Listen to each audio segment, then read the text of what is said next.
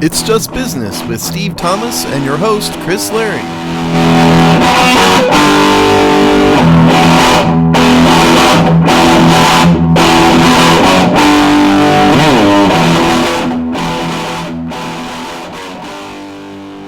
Welcome back to another episode of It's Just Business. I am, of course, not Chris Larry, who's moving this weekend.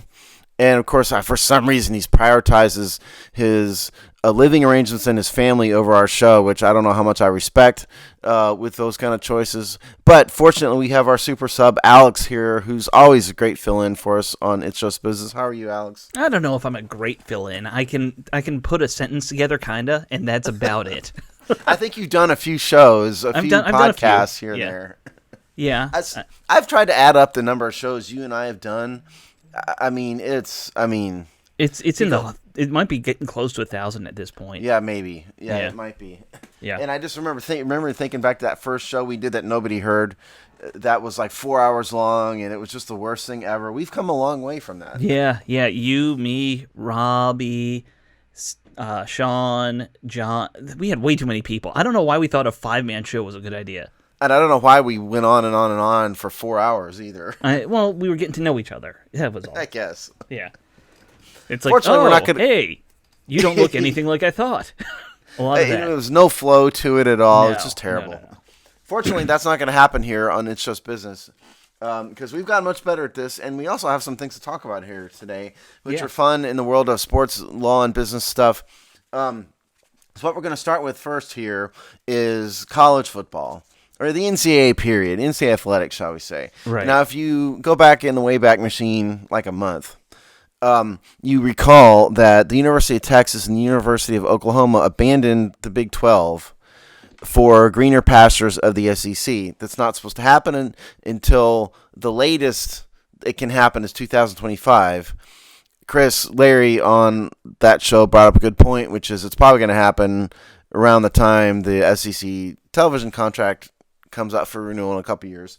But point is, as a result of that, the Big Ten, the Pac-12, and the ACC have all gotten together sort of informally here as a way to combat the SEC. Now, where we first saw this is the New York. It's in several different media outlets, but I saw it in the New York Times, which, yes, I'm embarrassed that I clicked on the New York Times, yes. But in this case, the story's good. This is Alan Blinder, August 24th, 2021. So, this isn't like a written contract. This is just an informal agreement where they're going to cooperate, basically. And they're going to schedule each other. It's sort of like the beginnings of a way to combat the SEC. But it's going to have to get more than that, to make a difference. But this is the beginnings of it. Just Alex, just generally, what are your thoughts about this matter and the SEC Super Conference and all this stuff? Well, okay, so I think if I were to sum up my thoughts, I'm going to kind of go with how this all, I first heard about it, and I think I heard a day before they said there was an announcement. They're like, hey, these 3 conferences have a big announcement coming, and they're going to say something that's going to change the world of college football. And, everyone was kind of making a big to-do out of it on social media. Then it comes out, and you read it, and it was like, I needed a slide whistle or something to go, wah, wah. It was it was more like, hey, guys, we're here. We're all going to be good friends now. And that's it. It was a big nothing, Well, that's kind of right. But, see, now, every time I record, this is why I hate Windows. Windows is trying to reboot, to reinstall stuff. And it's like, please stop it, because I'm doing a show here, Windows. I know you don't care. No, but regardless. Yes. Okay, so I was assuming what we were going to get was, something along these lines of these 3 conferences are going to start to play each other exclusively and ice out the SEC, which I guess is what they're kind of doing, but they haven't formalized it. It's very casual. And when you say very casual, what it means is there are no terms, there's no written agreement, they haven't even agreed to vote as a block. There's no plan. You They know, haven't agreed to do anything at all. Basically, Right. it's just truly what you said, which is, "Hey guys, we're still here." It's Right. like we're gonna gang up on the bully down the street, and we're all Right. gonna be friends. This guy's picked on all three of us, and so we're gonna band together and be friends now. I mean, ice him out. That's sort of what's happened here. I was expecting them to say we're all going to 20 teams, and we're gonna get Notre Dame, and we're gonna get every other big school that's left, and become 3 super conferences, and that's how we're gonna beat the SEC because we won't let them in our playoff or something. Well, you know that might be the goal, the end that goal. It might be, that. but don't say anything at this point because you don't have even that far thought.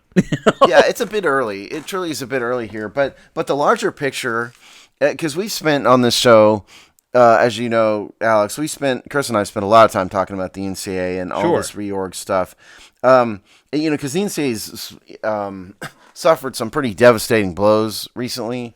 You know, the name, image, and lighting stuff, which we've talked about a lot, was a major blow. And there's been other things. And now the SEC is sort of taking over college football. There's been talk, and it's mentioned in this New York Times article, that there's talk of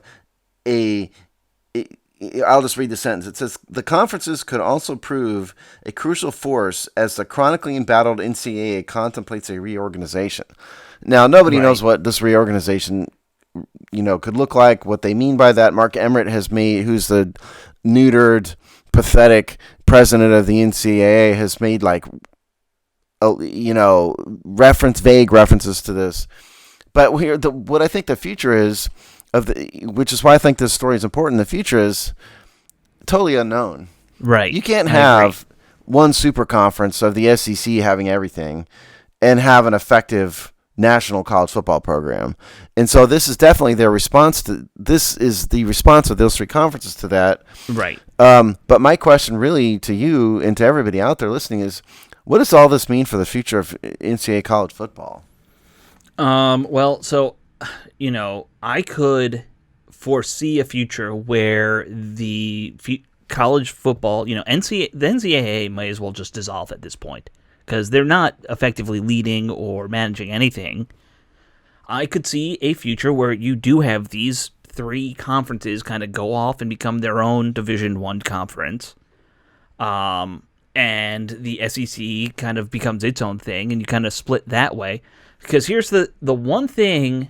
I get the SEC has all the top programs right now, but the one thing they don't have that those 3 conferences do is bigger markets.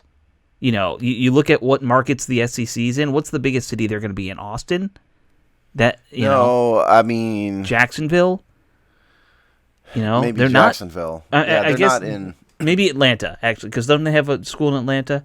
They've got Georgia generally. University of Georgia is a general proposition, which would be but Atlanta. But they also share that with the ACC too. Right. So the advantage that the ACC and the PAC are going to have is you got major coastal cities. No one has New York. That's going to be the one spot that I'm surprised no college program's ever really going to approach. They just haven't been played good football up there. No, frankly. Rutgers is kind of close to it. Army's kind of around there, but they're not. No, college football's not a big thing in New York, so that's part of it. I just think that'll be a big aspect of what we see. I think you're going to see there's going to be this one conference of let's say they do go to 60 teams somehow, 20 in each. East Coast, Central, West, and then just the South having their own thing. That's what's going to happen. That's my guess. That sort of is what's happening currently from. But I'm saying no more perspective. national championship between the two. They don't play each other. 2 completely different conferences. It's possible, and I think the lower tiered teams and conferences would hate that. Oh, the mid majors, like where I went to school. Yes.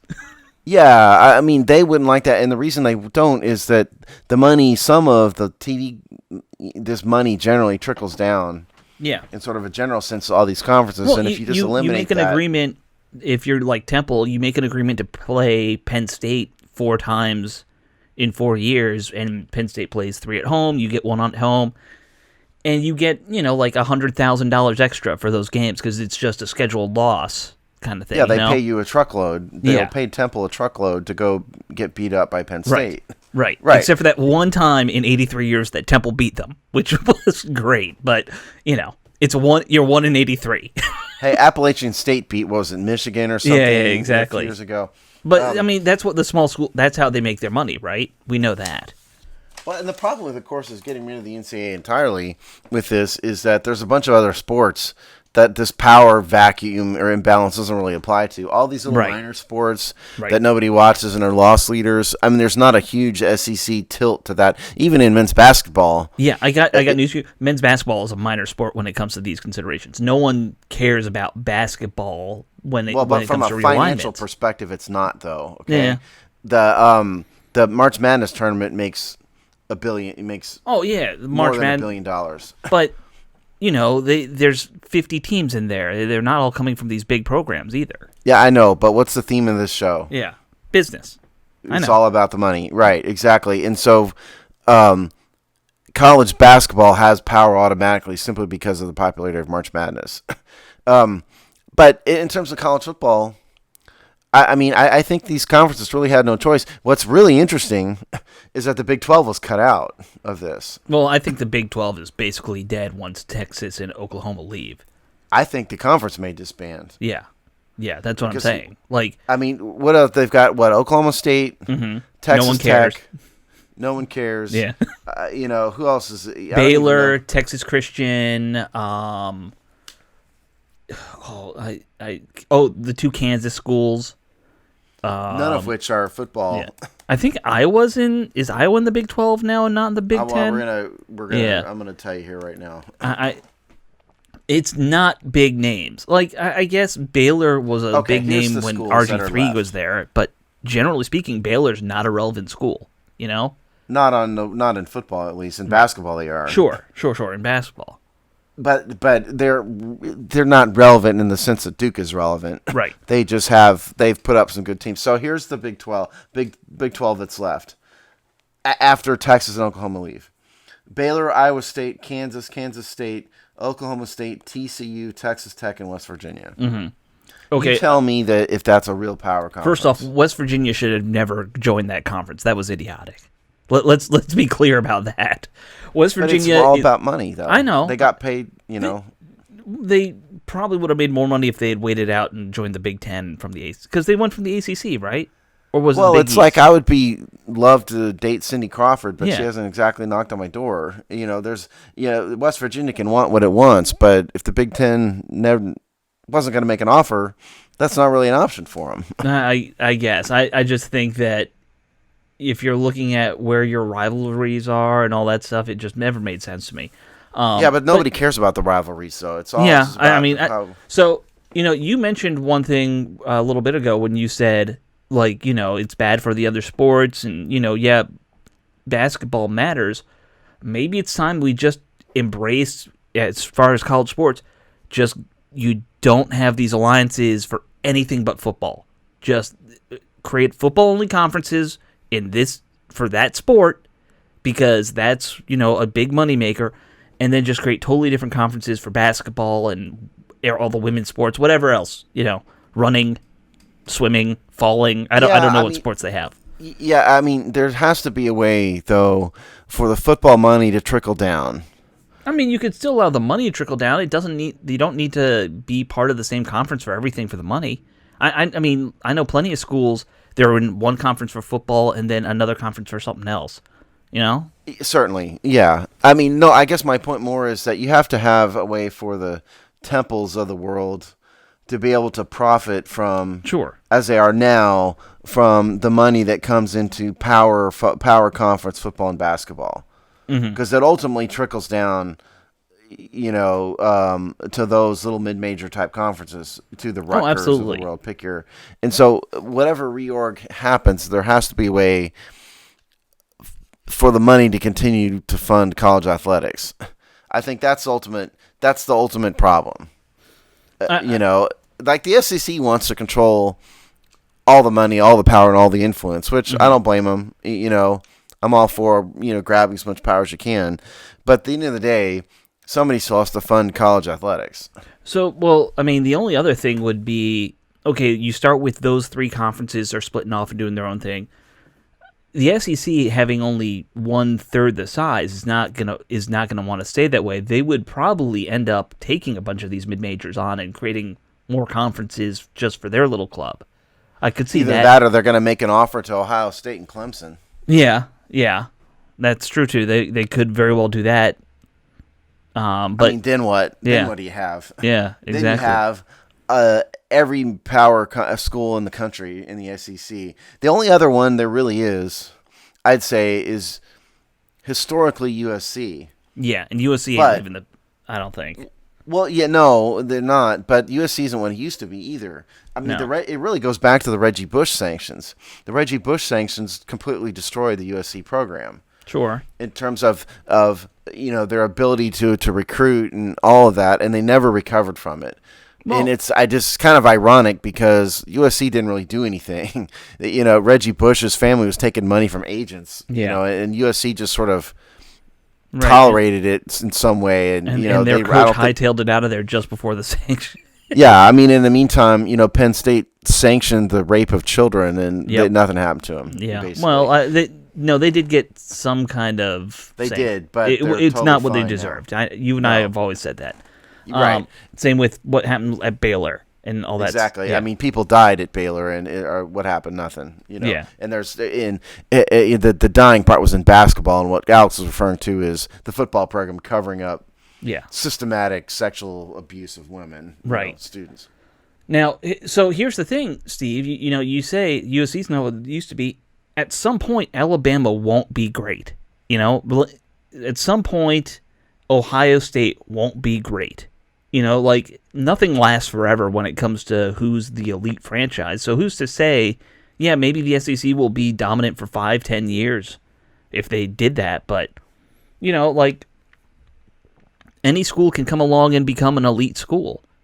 They just have to find a good coach and put money into it if they really want. Yeah, I mean, everything's cyclical. Yeah. Of course. I mean, certainly nothing lasts forever. I mean, Alabama had Bear Bryant was a power, and then they were down, and then Nick Saban a couple decades later showed up, and certainly, USC, had that. Ohio State's kind of always been good. But generally speaking, yes, I think it's going to be cyclical. Yeah, I mean, these schools always are going to have their reputation, and, I think what makes someone like Texas great isn't really coaching. It's they have a reputation for this great fan base and, football in Texas in general. Well, in the case of Texas, also, part of it is that they have the strongest group of boosters in the country. Right. So they are the University of Texas is probably the wealthiest athletic department in the country. Sure, but that's what I'm saying. It's football in Texas. So you're not really surprised by things like that. But it's a good point you brought it up because, for example, the University of Texas, for example, can't recruit like they used to. No. They're losing all these quarterbacks and stuff to LSU. When's the last time they were really a great program, like an elite, they were getting in the championship game. They've been in champion in a long time now. Probably the Vince Young era, off the top of my head, and maybe I guess the Colt McCoy teams had a couple good teams in there, but those are kind of right next to each other. Yeah, right. It's been a long time. So, what is? I guess the bigger question, which is why we keep bringing this up, is there's just more and more drama going on in the NCAA football. It seems like every single month, every single week almost, something else happening. By the way, we're doing this, and the games are the first round of football games. I think start in about an hour for us. Yeah, literally today. Yeah, right. It's week 0, which some people call it, and that because this is the week that everyone beats up on somebody. Will go play Southeast, Missouri State or something, and pretend like that's a real football game. Yeah, exactly. Yeah. Okay, so I think there's more to be seen and more to be said on this. But okay, so Steve, from my perspective as a layman, I was let down. Were you kind of disappointed with what they came out with? 100%, because you hear this big announcement, and the big announcement basically was, "We're talking." Right. It's not like we're getting married. No, we're announcing that we're talking. It's not even we went on a date. It's I called this girl. Yeah, I would like to announce that I am texting a woman. Right. That's what happened here. It's not like we're sending wedding announcements out. It's I would like to announce that I'm now Right. texting someone. Right. That's what happened here, and we were all sort of maybe not expecting a wedding announcement, but we were at least expecting a "Hey, we're a couple" announcement. Right. Exactly. So stay tuned. There's going to be more to this. This is just these three conferences kind of panicking and saying, "Oh my God, we got to do something." Right. By the And way, so- I'm shocked. They're not even we're not even going to see like a round of we're adding a bunch of schools like we did last time this happened yet. You Well, know. they're going to but that's going to come, I would Yeah. assume. But part of the problem is, who isn't among this group already? I mean, that's that irrelevant. is true because it's really like Notre Dame would be the closest to Texas in terms of that reputation. I think. Yeah, for sure. But I mean, you could pick over the rotting corpse of the Big 12. Yeah. know, like 'cause those- like those- we said, that's not an impressive list. It's not. I mean, there's a bunch of teams that are certainly decent college programs that could fit as Sure. middle tier members. Sure. And so it's we're seeing the rotting. Like it's like this is like. I was about to say something awful. I always have to stop myself. It's a dead animal on the side of the road Right. that the buzzards are about to pick over. That's the Big 12. Well, if you wanna And know- it's just a matter of which buzzard's going to get the heart. If you want to know about how bad of a state the Big 12's in, I saw something where someone was talking. I can't remember who it was writing like what could happen, and they're like, the Big 12 might go after some schools from like Conference USA and the AAC, but honestly, it'd make more sense for the AAC and the Conference USA school, organizations to go after the Big 12 schools at this point because they're going to have better contracts. Also, with think what's about left. how pathetic that sounds, too. Yeah. The Big 12's going to go cannibalize the Conference American USA. Athletic and Conference USA, yeah. That's your big plan to That's all that's left. yeah. Yeah. So, Well, yeah. let's transfer from one rotting corpse to a sport that's trying to avoid becoming a rotting corpse in the form of a huge money disparity, and that is Major League Baseball. Right. So, like that transition, it was kind of rough. That's Look, all right. You're not. I'm Look, doing the you're best I can. subbing in. Yeah, I know. I'm not the Chris Larry level of transitions. I'm sorry. It's like when a small forward has to play point guard. Your pass is just not going to be as crisp. It's Yeah, okay. Exactly. We'll do our best. Anyway, the Major League Baseball and the Major League Baseball Players Association are gearing up for another round of collective bargaining talks, and to understand. And so the story. By the way, we found this. Alex found this in the Athletic originally. I was having trouble accessing it, so what I'm looking at here is CBS Sports by R.J. Anderson, dated August 18th. MLB proposed $100 million salary minimum and $180 million luxury tax in latest CBA negotiations. That's the story if you want to read it. So basically what they're saying here is that the MLB is proposing a far more restrictive ceiling and floor than currently exists. What currently exists now is I think it's too well. There's multiple tiers though. Okay, there's the first tier is maybe 200. Okay. Don't quote me on 200, and that's one level of luxury tax. And you hit the higher tier, then it's a greater percentage. When I was looking That's at how the it works. Athletic, they had the current tier is $210 million with a tax rate at 20%. They don't have a multi-tier thing. So maybe that's the first tier. I think I think that's the higher tier. Okay. So, So what they're we know that's one of them at least. Yeah. So apparently what Major League Baseball has proposed is to lower the first luxury tax threshold, meaning the lower tier. Right. I think it's 200 and 210. I'll find out before the end of the show. I should have looked this up ahead of time. But anyway, we kind of thought this one up as a last minute topic. right, yeah. So they're proposing 180 million, but critically, they're also proposing a floor. And here's the reason for this. If you weren't aware, there's a huge disparity in spending in Major League Baseball teams. There are some real tightwad, cheapskate, Right. just the people. Pathetic, These are the people who frankly. are driving Yeah. the 2002 Saturns around. You know, that's the Alex looked this up ahead of time. It's the Cleveland Indians are at the bottom of the barrel here. Their whole organizational payroll is only $48 million. That includes everything, the deferred money, minor leagues, everything. Their 26-man payroll only $27 million.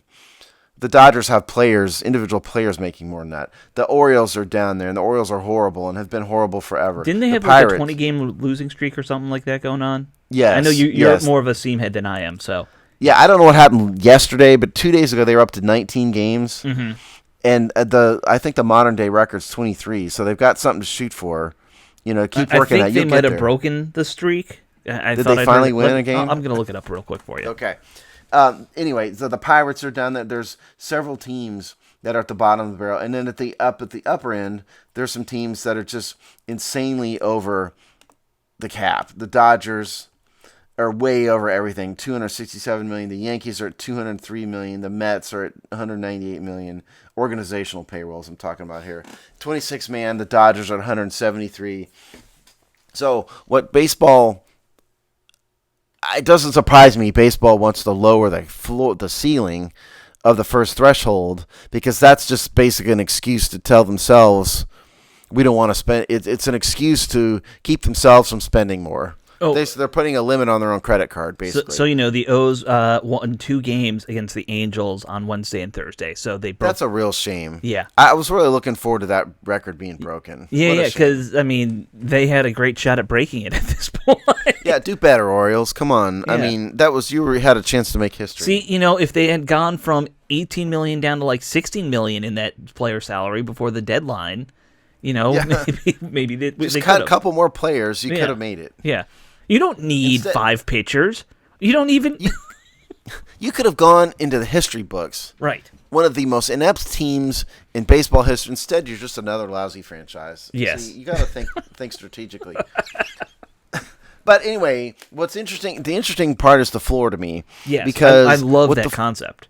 Well, yeah. Well, the floor is going to. I think probably.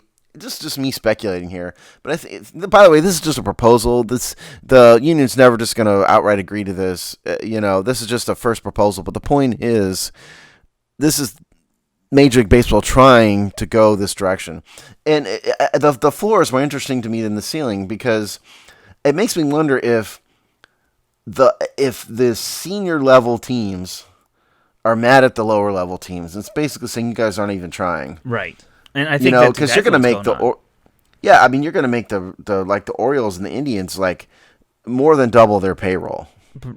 Well, I mean, the first question I have, and I don't think we know these details, is it your active payroll? Like what floor I'm assuming it's what you're talking about, the total payroll. What I call the organizational payroll. I guess that story does not specify in the CBS story. Who knows what that part is, but. Because, if you're talking about active payroll, the Orioles and Rangers and all these teams may as well just sell, because I don't know if they have that kind of money. Yeah, that's part of the problem. The lower active payroll. It's comical. The lowest. Yeah. It's the Orioles, $18.6 million. I have the Rangers at 18.2. No. Oh, you're right. I'm sorry. You're right. Yeah, the Rangers are spending a lot of money in dead cap and stuff like that. What Alex is calling dead cap, which is the retained money, right? Which is the combined retained payroll salaries for released players people bought out or traded, and then you've got something that's what like Spotrac calls buried money, which is the minor leagues. Right. The retained money, that's just like. Who's the guy with the Pittsburgh Pirates who has this $1 million payout every year? Oh, no, it's the Mets, not the Pirates. I know Bobby something. Bobby Bonilla. Yeah, it's like this is the Bobby Bonilla money. That's where this goes. And so the Rangers have an enormous amount, which makes me wonder why. I don't know if maybe it has something to do with Alex Rodriguez. I don't know. But anyway, so it's the Rangers and the Orioles are under $20 million, both. And then you've got the Indians are at $27 million, the Pirates at $30 and then everybody else is a little bit higher than that. But there are at least 13 teams under $100 million, right? In terms of active cap, right? So it would be a huge greater amount of spending they would have to do. I mean, here's the thing: if I'm the players union, I love that. Honestly, I'm yeah. all about having a floor because we've heard, even casual fans like me have heard how veteran players are just not getting signed because no one wants to, because they, teams like Baltimore and Cleveland, they don't want to pay veterans. They'd rather stick with guys they've drafted who are going to be dirt cheap, and young guys who they can get on the cheap as free agents, because they don't care if they compete. They're, that's not their concern. They're trying to maybe rebuild for someday if they get lucky. But, only one team I can think of has ever really done that model and made it work, and that's Tampa. Like most of these teams that just bottom feed and trade guys rather than pay them, it doesn't work out for them. Tampa Bay won a World Series and then sold off every player Right. immediately after it, But- and everybody knew it was going to happen. But then they've rebuilt and redone things like that again and again. That they have a rare talent there to do that. It seems like. Yeah, somehow. Yeah. Yeah, that's true. Excuse me. So it's yeah, I don't know why the Players Association wouldn't like that. What they would disagree with is the ceiling. Sure. Because that keeps, at some point you institute a high enough tax, even the Dodgers and the Yankees are going to be loath to pay it. Sure. Those are the two. If anybody is wondering, those are the two richest teams in the league. Is the Dodgers and the Yankees in terms of their income, Right. the wealth of the owners, the local TV contracts, all that. It's the Dodgers and the Yankees, and then the Mets, and then everybody else. And in terms of wealth. in terms of those numbers, looking at where guys are now, only maybe it looks like 6 teams would be over the new luxury tax. Well, but it depends on what floor they're talking about, though. Right. If we're talking about just the 26, because again, it wasn't specified. If they're talking about the 26-man payroll, nobody would be over. It makes me think they're talking about the organizational payroll. Yeah, I think so too. Because even the Dodgers aren't over 180 million in 26-man payroll. So if you assume it's the organizational payroll, there's 7 teams over 180 million. Right. Which is, Boston and the Angels are just right there. Same with the Phillies. They could easily get under it. Right. They could easily get under it, or you just say, okay, we'll pay the, little bit of luxury tax, an extra $1 million. It's Right. fine. Right. I don't know if the Dodgers or the Yankees are going to love paying an extra 25% if they're that over it, But, the only other team I think that could ever match those two really is Chicago if they have their, house in order, just because, they're a big organization in a major market. Yeah, we did a story on the Cubs, I don't know, a year ago maybe. Yeah, and the family I know is a mess, the people who own it. Yeah, and so it makes me wonder how solid they are organizationally. Yeah. Now, if all those crazy, crazy relatives and everything are still fighting, it makes me wonder about that. Maybe Boston, too, just as a legacy franchise. Yeah, absolutely. I mean, Boston has a ton of money, too. They've had some ownership turmoil, but Boston has history and TV and, all of that behind them. Certainly, they're a rich franchise, as well. But money-wise, it's the Dodgers and not even close in terms of – because, the Dodgers have – and, yes, I'm a Dodger fan here, so just full disclosure. But the Dodgers have an insane, ridiculous TV contract. Just off the charts, like, stupid level contract. And so that's partly why they have a ton of money is their – I mean, the Yankees do too, which is also where their money comes from. Yeah, absolutely. Like I said, it's those two teams and no one because of TV. The one thing that I'd heard some discussion about was to do with TV deals and was trying to get more revenue sharing amongst the league, which I don't think that's going to happen. I didn't see anything about that in any of the CBA proposal stuff. No, I think the rich teams would be vehemently against that for obvious reasons. Of course. And to be honest, I kind of agree because why should – see, the NFL has a floor and a ceiling, right? And it's a hard cap ceiling. But there's just floor not is weird in the NFL. I've never quite understood how they do it. There's not the disparity in payrolls in the NFL as there is in baseball. Right. Baseball, it's a ridiculous disparity, and it's pretty clear that the owners of particularly the Pirates and the Orioles. Mm-hmm. And the Indians to a lesser extent. The Indians have had their moments. Right. Where they spent a lot of money, but it's really the Orioles first, Orioles and Pirates first, and to a lesser extent the Indians, and then the Marlins certainly are in there too. Those 4 teams have made no effort to win at all. Right. Zero. In fact, they it's make not efforts to lose. They yeah, are it's not purposely fair doing to their fans. It's not fair to baseball. No. It's not fair to the players. And I think baseball really has a problem.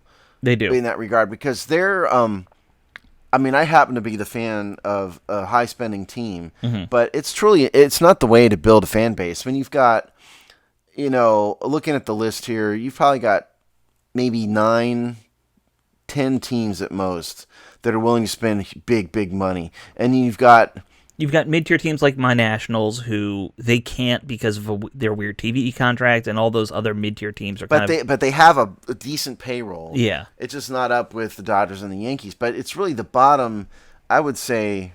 It's almost the bottom 7 10, or 8, I would say. Yeah, who are they're not even at 100 million. Right. And when you're talking about the 26-man payroll, it's far less. Yeah, far less. It's a joke how low some of those payrolls are. I wouldn't be shocked. Well, and actually, I can safely say, because you look at the minor league contracts for the Dodgers, their minor league contracts exceed what the Baltimore and those are paid for their major league contracts. Yeah, it's crazy. That's insane. And like in the case of your Nationals, I haven't bothered to study their payroll, but their major league payroll is only $48.7 million, and they've got $54 million in what Spotrac calls retained money, which again are the deferred payments and whatnot. Right. Well, so because of their TV contract, they can't afford to pay money up front, so they do these weird, hey, you play for us for 5 years, we pay you for 10 years deal. Yeah, and I don't know who it is that's has those kind of contracts. Is my point. It's Strasburg. Oh, here it is. Yeah, okay, so it's Max Scherzer is $24.5 million of that. Right. It's all their big name guys from when they went to World Series. All those guys. Okay, but my point here overall is, I think Major League Baseball has a serious competitive balance problem, far worse than basketball, and definitely worse than football. There's a lot of haves and have-nots in basketball too, but it's not nearly this bad. Well, because doesn't basketball have a minimum threshold too, or do they? Am I wrong about that? I don't think they have a minimum, but they just don't have the huge disparity. There is a disparity, but it's not nearly as big. Yeah. I know that for sure, that it's not as big. Well, what basketball does have, even though they have a luxury tax, is you can still cap out above the luxury tax. I know that. It's not a completely hard cap, Yeah. in the same way as the NFL, but it's a soft, what industry people call a soft cap. What it means is they can exceed it for things like the bird exception players, and there's a bunch of other things.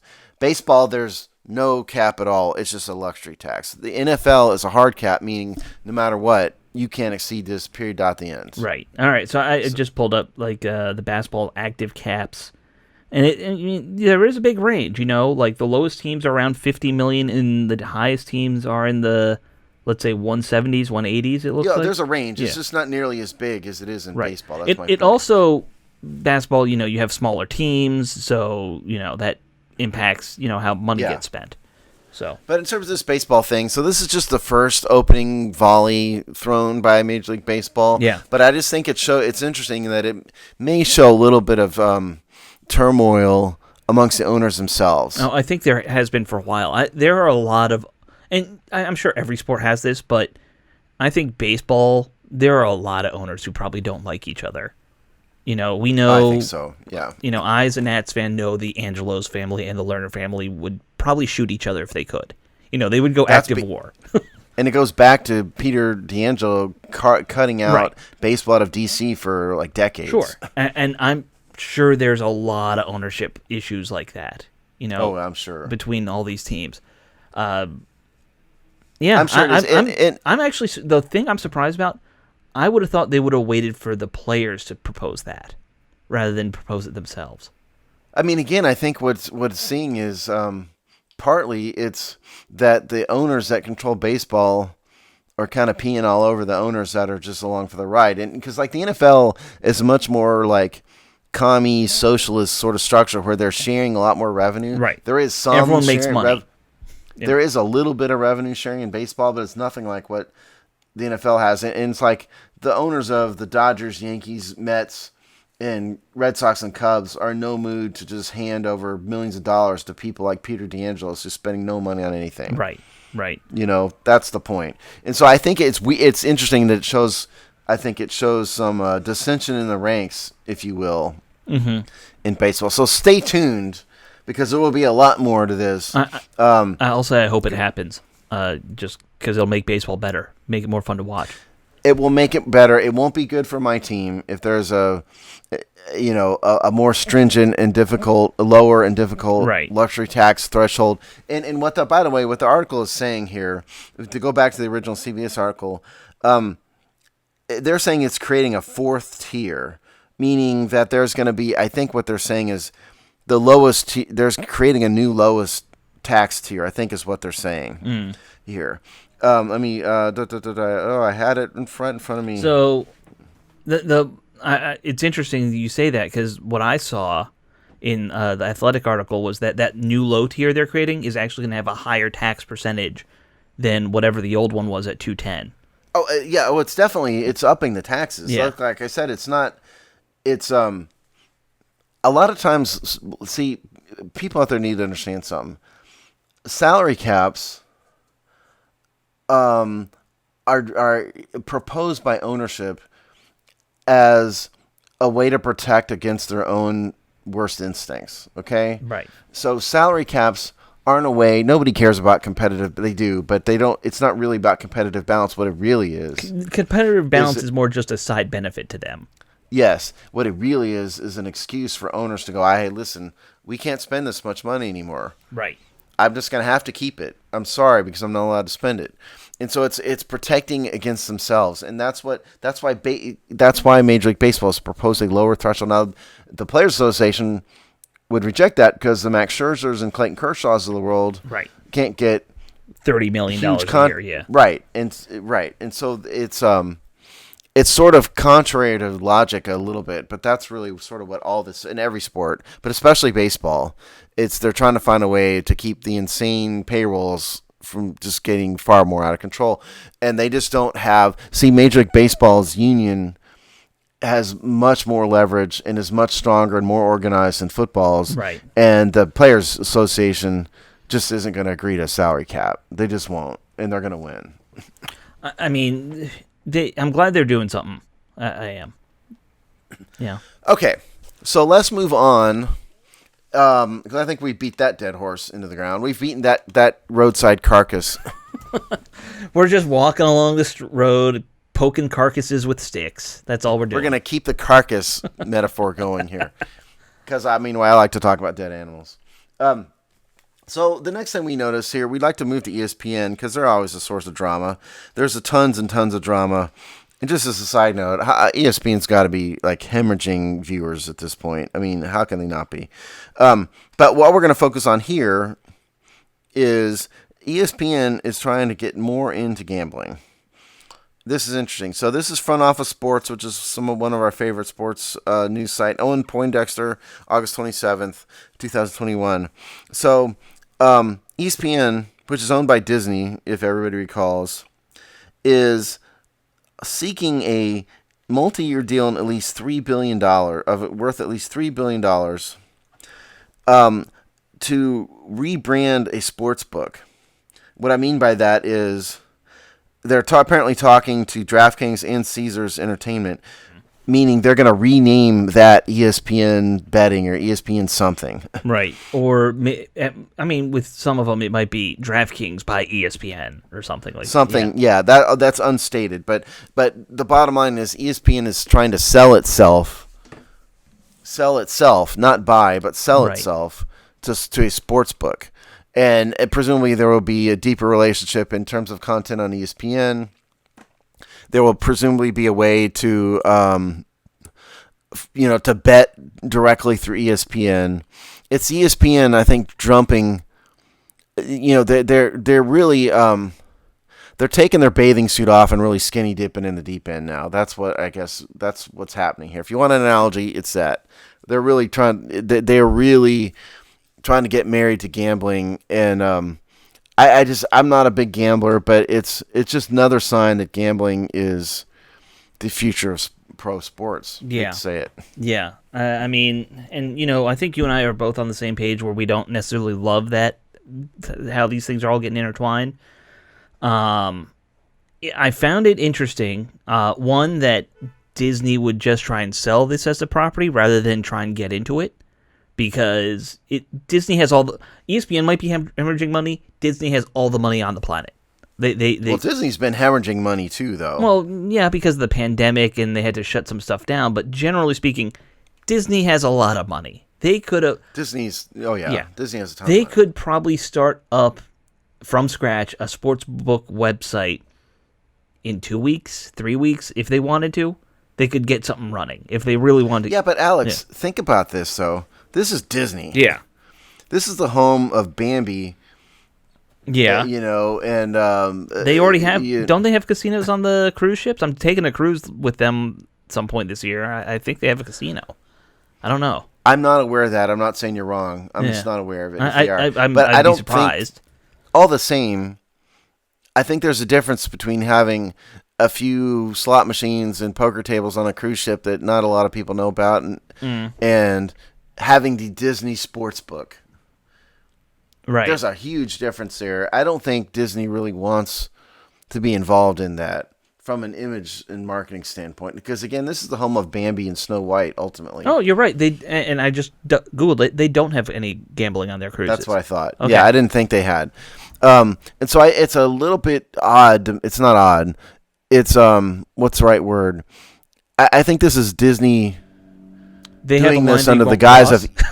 Well, it's Disney doing this in the guise of ESPN to sort of protect Disney's image a little bit. I guess that's what I'm saying. It's interesting to me that Disney, because I consider them pretty much the definition of one of the more amoral companies out there. It's interesting to me that. In what way? In what way? Don't just drop that bomb and not. I just think why. They do present themselves as this wholesome company. Walt Disney was as crazy and kind of history of anti-Semitism and all that stuff back in his day.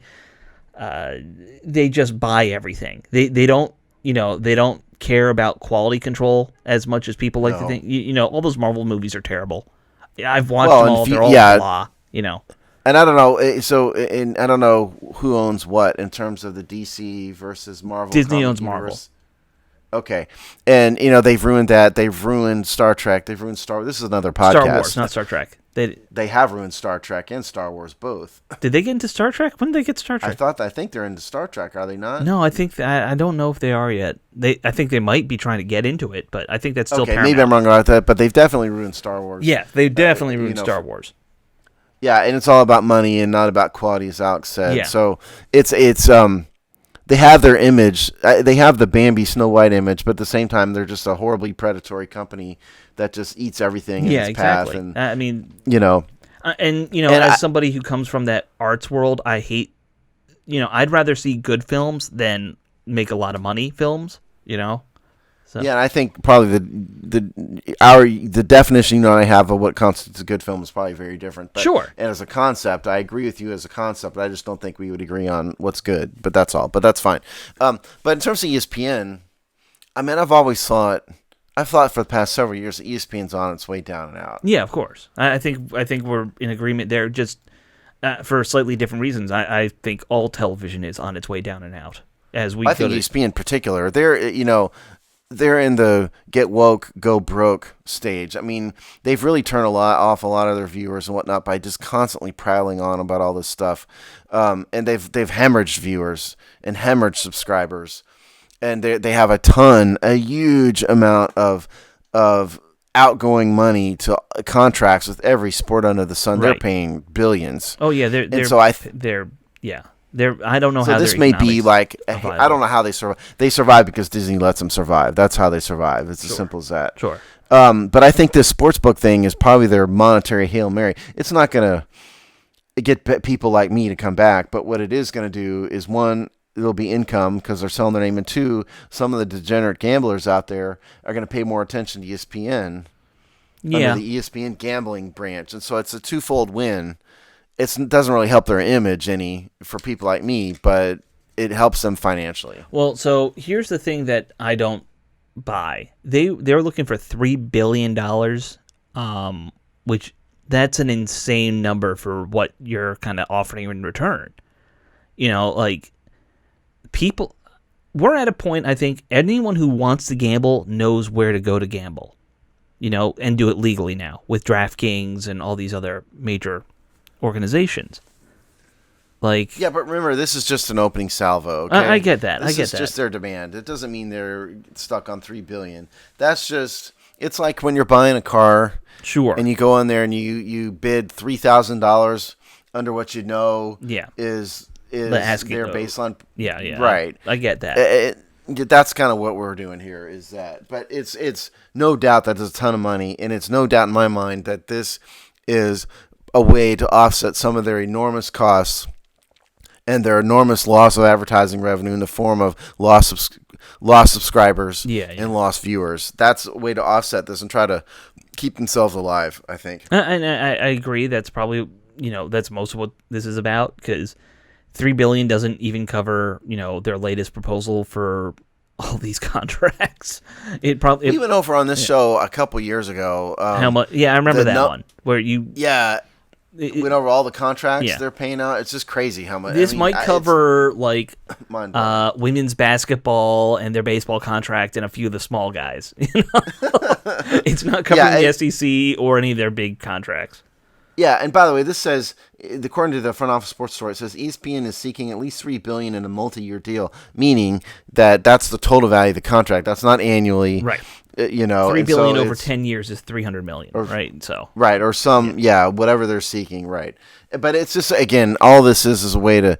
I think it's twofold. It's one, it's a way to offset their enormous losses. Number one, and then number two, it's a way to create a new line of interest in ESPN that sort of doesn't exist. Because also, if you notice, like Fox Sports has a dedicated gambling show. I don't watch it. I'm not a gambler. Right. But it's Clay Travis is involved in it. There's almost every network does that now. I've because I'm always looking and seeing what jobs are out there.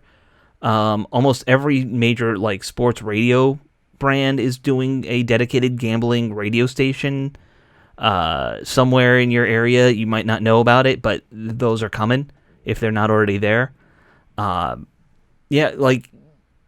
was a whole story recently about the NFL giving exclusive rights to their name using the NFL brand in gambling apps, but instead of exclusive to one, they did to 3 apps.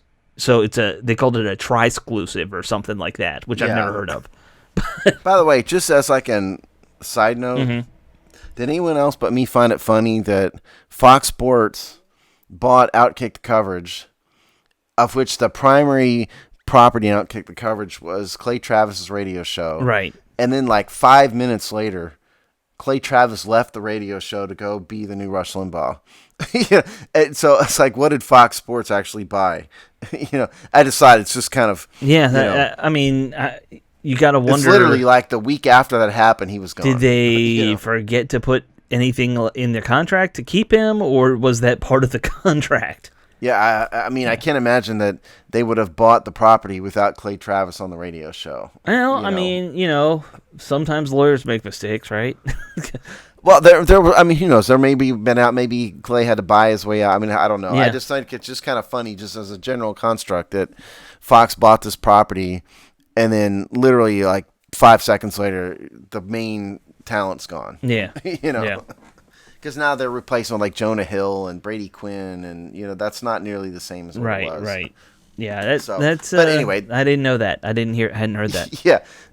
It's kind of funny side note. But anyway, back to the ESPN. I think we said what it is. Yes. This is ESPN's way to offset their costs. It's a way to create some new interest. It's a weird cash grab to me, though. Yeah, it is. Are you we're not gamblers? Would you be more inclined to use a gambling app because it's got ESPN involved? I wouldn't.